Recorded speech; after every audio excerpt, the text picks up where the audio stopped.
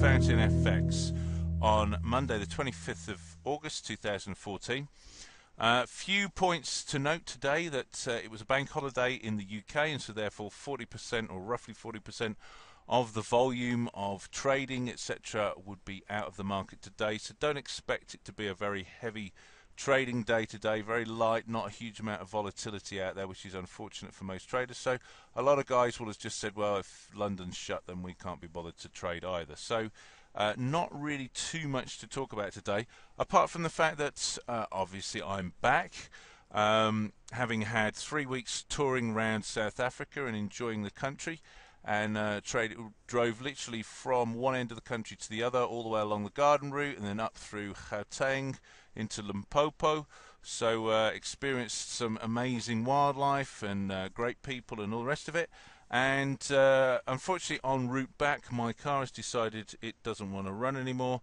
So I'm actually sharing this blog from probably one of the most unusual places I've ever done, which is from my car, sat at the Caltex services in Colesberg on the N1, waiting for a part to be delivered so that my car can be fixed and we're back on the road again tomorrow.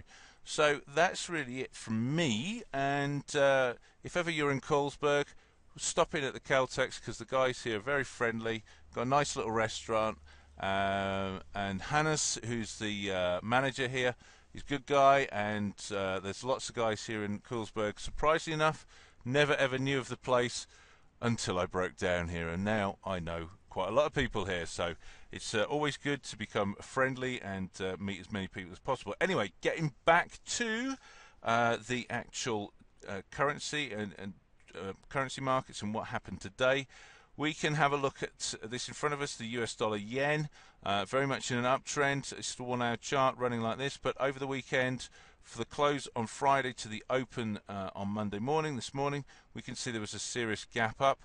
Asian session very much flat, and then the European session opened, minus the obviously the British economy, the London session, and basically the gap was filled.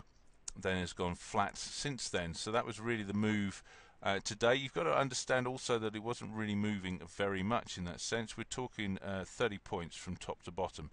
So that's the kind of movement that happened. That was probably the best trade of the day, to be honest. If we flick over to the pound US dollar, did a similar thing in the sense that the pound's in a downtrend at the moment against the US dollar. Certainly it's down to US dollar strength. We saw the gap, and then we had the gap fill almost immediately throughout the Asian session. So there wasn't a huge opportunity for any traders today. And as you can see, look, at 7 o'clock that gap was filled.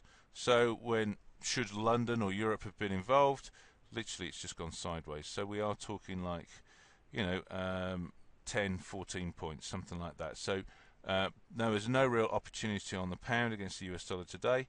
We go and have a look at the euro US dollar, and the situation here is slightly different. The euro is falling quite steadily against the US dollar, and we had the gap, and then we had just some sideways movement all day today. Best opportunity was obviously the short with the European Open, but that was still only about 15 points, and so pretty limited in terms of what we could have done price wise. As you can see, it's very much gone sideways.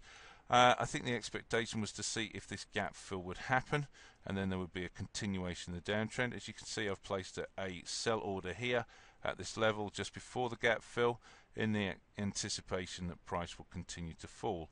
If we go back, just as a confirmation of that, if we go back to the left, here we can see that there was a nice downtrend running, and at this point we then had some additional momentum as price pushed down, broke below the previous low, and pushed lower still, and then we had a reversal, but it started to consolidate, went sideways, and then eventually it pushed up into the price where this area of momentum previously occurred, and at that point it then turned and fell, and we then saw some nice downward momentum from there. So we can see that if we're looking for areas of supply and demand, if we're looking at that style of strategy, then going with the direction of the trend and using supply and demand in that way can also give us some great opportunities in terms of trade entries. So a nice short at this point here at around about the 132.90 would have given us quite a nice trade, especially as it's now down at the 131.99, so 132. So a good 90-point trade, trading from If we look at that from Thursday last week, we'd have taken a nice trade from that. But there we go, where we're at the moment. Price is moving sideways. As you can see, I'm waiting for the gap fill with the anticipation that price will continue to sell off. So there is a lot of news coming out this week, and we shall see how that affects the market.